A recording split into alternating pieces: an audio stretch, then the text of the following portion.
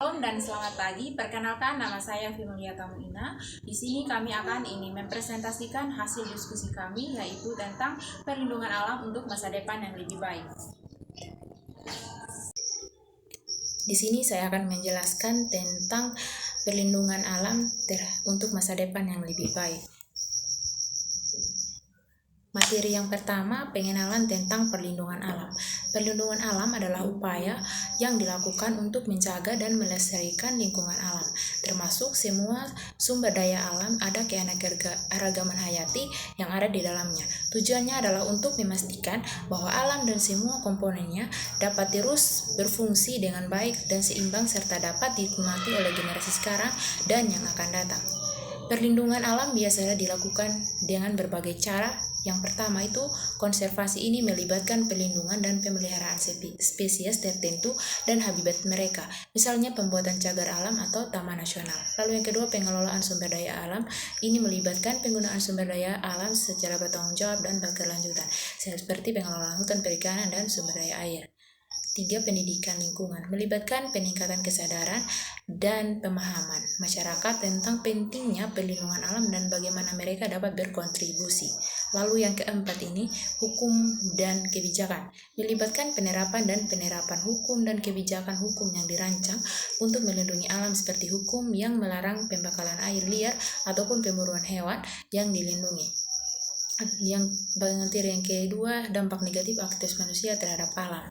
Aktivitas manusia itu dapat memiliki dampak negatif yang signifikan terhadap alam. Beberapa dampak negatif tersebut adalah antara lain, yang pertama, pencemaran lingkungan. Aktivitas manusia seperti industri pertanian intensif dan transportasi dapat menghasilkan polusi udara, air, tanah. Polusi dapat merusak ekosistem, mengancam pertumbuhan hewan dan tumbuhan. Lalu yang kedua, deforestasi, pembukaan lahan untuk pertanian, perkebunan, atau pemukiman manusia seringkali menyebabkan deforestasi atau pengunduran hutan. Hal ini mengakibatkan hilangnya akibat bagi banyak spesies, kerusakan ekosistem, serta menyebabnya perubahan iklim. Lalu yang ketiga ini, perubahan iklim, emisi gas rumah kaca akibat pembakaran bahan fosil, deforestasi, dan pola konsumsi manusia menyebabkan perubahan iklim global. Perubahan iklim ini dapat menyebabkan peningkatan suhu rata-rata bumi, cuaca ekstrem, peningkatan permukaan air laut. Yang keempat ini, kerusakan habitat. Pembangunan infrastruktur seperti jalan, bendungan, atau pemukiman manusia seringkali mengakibatkan kerusakan habitat alami. Hal ini dapat mengganggu ekosistem dan menyebabkan kepunahan spesies yang bergantung pada habitat.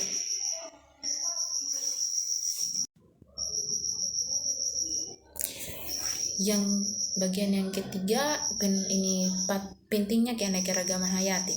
Keanekaragaman hayati sangat penting untuk keseimbangan alam dan kehidupan. Nama saya Veronica Rambupindi, saya pemateri kedua.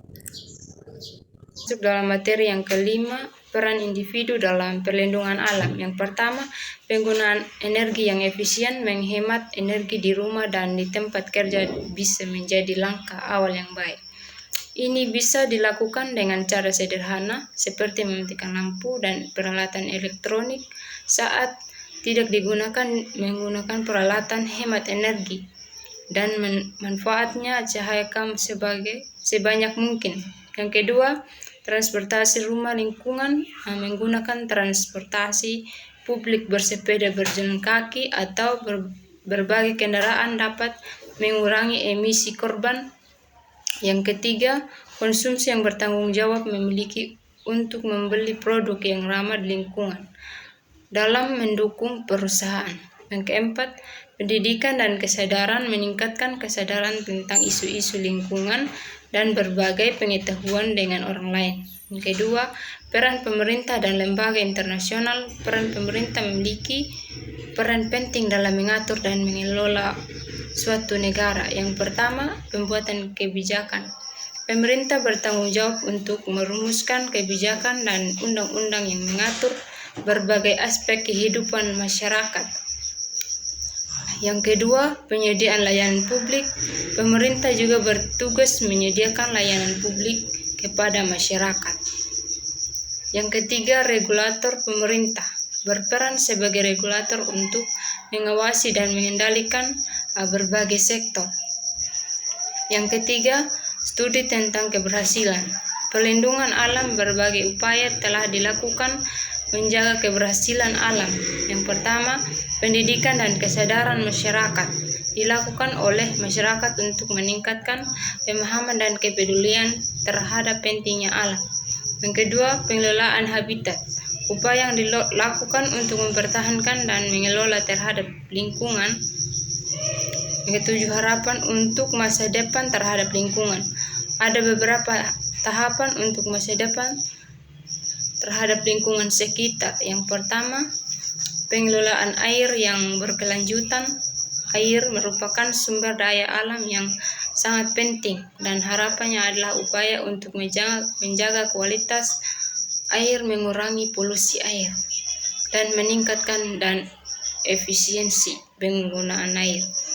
Yang kedua, kesadaran dan edukasi adalah untuk meningkatkan kesadaran masyarakat. Diharapkan adanya pemahaman yang lebih baik tentang pentingnya lingkungan dan dampak dan tindakan individu terhadap lingkungan.